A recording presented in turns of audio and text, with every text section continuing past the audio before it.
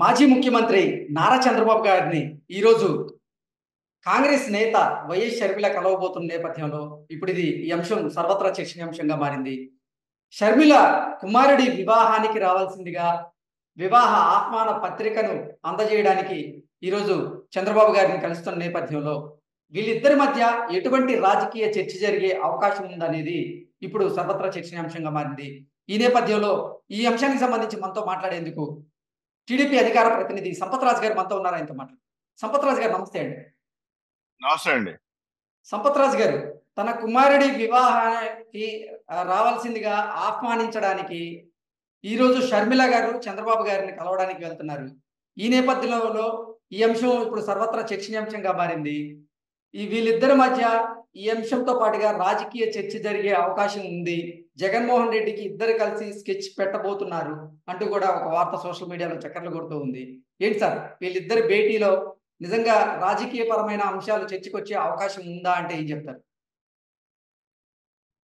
కృష్ణ గారు, ఒక విషయం ఏంటంటే ఇక్కడ షర్మిల గారు ఏదైతే తన బిడ్డ రాజారెడ్డి వివాహానికి అందరిని ఆహ్వానిస్తున్నారు, అదేవిధంగా చంద్రబాబు నాయుడు గారిని కూడా ఆహ్వానించడం జరిగింది. ఎందుకంటే కుటుంబాలు వేరు, పార్టీలు వేరు, వ్యవహారాలు వేరు.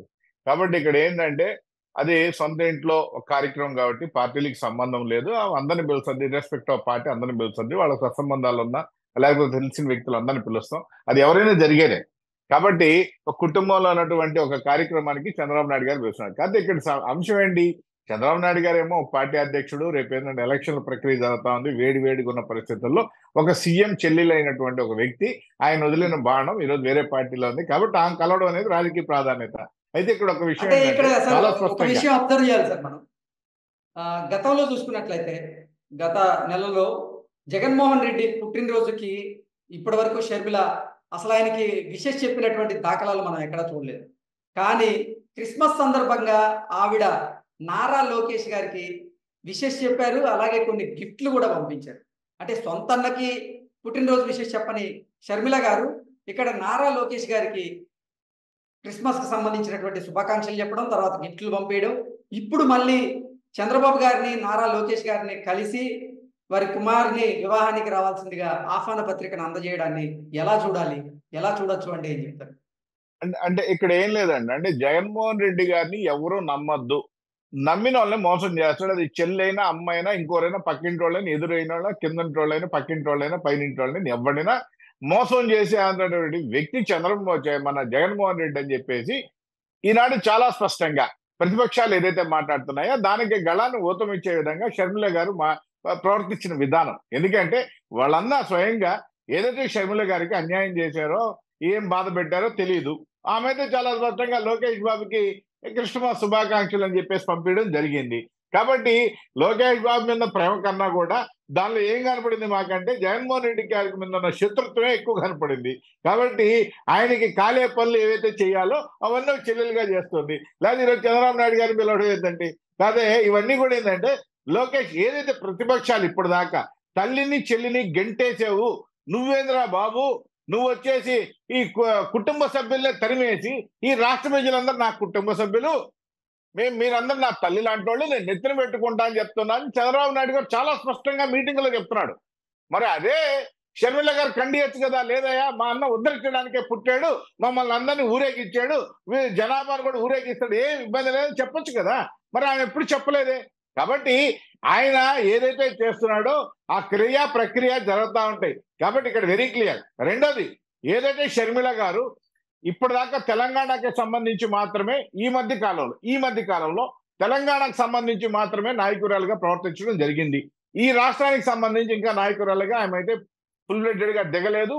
ఇంకా దిగుతుందేమో చూడాలి. మరి ఉత్తర మరి కాంగ్రెస్ పార్టీ తీర్థం పుచ్చుకున్న మాట వాస్తవం. మరి కాంగ్రెస్ పార్టీ ఈ రాష్ట్రంలో తెలంగాణ ముఖ్యమంత్రి రేవంత్ రెడ్డి గారు రీసెంట్ గా ఒక ఛానల్కి ఇచ్చినటువంటి ఇంటర్వ్యూలో స్పష్టంగా చెప్పారు, షర్మిల గారు కాంగ్రెస్ పార్టీలో చేరారు, ఒక కీలక పదవి రాబోతుంది, ఆవిడ కేవలం ఆంధ్రప్రదేశ్ రాజకీయాలకు మాత్రమే పరిమితం కాబోతున్నారు అంటూ కూడా ఆయన స్పష్టంగా చెప్పిన నేపథ్యంలో ఇంకా ఆంధ్రప్రదేశ్ రాజకీయాలకు ఖచ్చితంగా వచ్చి తీరుతారు ఆవిడ.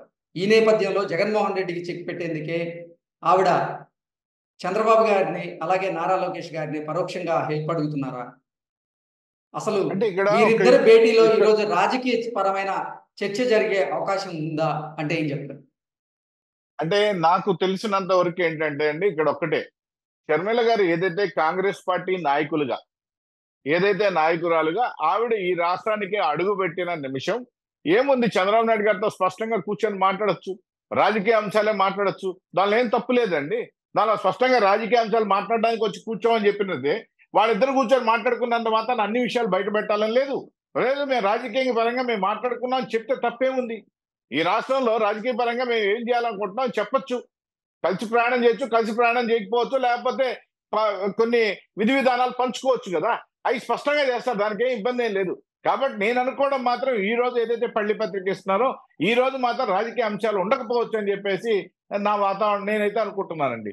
కాబట్టి ఈ ఓకే. రోజు మాత్రం పెళ్లి అంటే రానున్న పత్రిక ఎన్నికల్లో వెళ్ళిపోతారని షర్మిల గారు అనుకుంటున్నాను. కడప లోక్సభ నుంచి పోటీ చేయబోతున్నారు. లోక్సభ స్థానానికి ఆవిడ పోటీ చేయబోతున్నారు. సో పరోక్షంగా ఆ, చంద్రబాబు గారిని లోకేష్ గారిని హెల్ప్ అడగడానికి వెళ్ళబోతున్నారు అంటూ కూడా కొన్ని వార్తలు బయటకు వచ్చిన నేపథ్యంలో వాటిల్లో వాస్తవం లేదంటారు అయితే?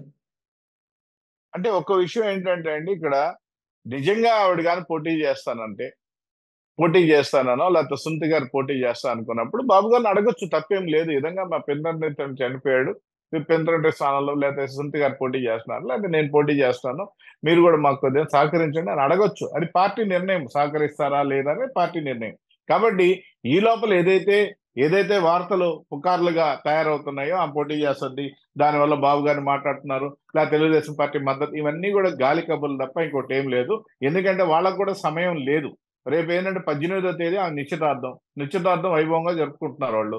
కాబట్టి ఈ రోజు రాజకీయ అంశాలు ఉండకపోవచ్చు అనేది నా వ్యక్తిగత అభిప్రాయం. చూడాలి రేపు ఏం జరుగుతుందో. ఓకే. అంటే వివాహానికి రమ్మని ఆహ్వానించడానికి మాత్రమే ఈరోజు కలవబోతున్నారంటారు అయితే? అంతే అండి. అదే అదే చెప్పారు, అదే జరుగుతుందని నేను కూడా అనుకుంటున్నా. చూడాలి మరి. Okay. Sir, YS Rajasekhara Reddy కుటుంబానికి, నారా వారి కుటుంబానికి మధ్య రాజకీయపరమైన వైరం అయితే గతం నుంచి మనం చూస్తూ వస్తున్నాం. కానీ ఈ వివాహానికి పిలిస్తే వెళ్ళే అవకాశం ఉందా చంద్రబాబు గారు గాని, లోకేష్ గారు గాని అంటే ఏం చెప్తారు? ఇప్పుడు ఈ మధ్యన రీసెంట్ గా ఒక అన్‌స్టాపబుల్ ప్రోగ్రామ్ లో చంద్రబాబు నాయుడు గారు చాలా స్పష్టంగా చెప్పారు. హ్మ్. మీకు బాగా ముఖ్యుడు, బాగా క్లోజ్ ఫ్రెండ్ గా ఎవరు ఉండేవాళ్ళు అని బాలకృష్ణ గారు అడిగినప్పుడు చాలా స్పష్టంగా వైఎస్ఆర్ నేను చాలా బాగా క్లోజ్ గా తిరిగేవాళ్ళం, మాట్లాడుకునేవాళ్ళం. కాకపోతే విధి విధానాల వల్ల వ్యతిరేకించుకున్నాం. ఆయన ఇంకో పార్టీకి అధ్యక్షుడు, నేను ఇంకో పార్టీకి అధ్యక్షుడు అని చెప్పేసి చెప్పడం జరిగింది. కాబట్టి సో ఒక వెళ్ళే స్నేహ అవకాశం ధర్మంతో, ఉందంటారా? అదే చెప్పేది, ఒక స్నేహ ధర్మం ఆయనకు ఉండింది కాబట్టి ఏమన్నా పోతారేమో చూడాలి. ఇది రాజకీయపరమైన ఓకే. అంశం కాదు కాబట్టి ఏమన్నా పోతారేమో చూడాలి. Okay. Okay sir. Thank you so much.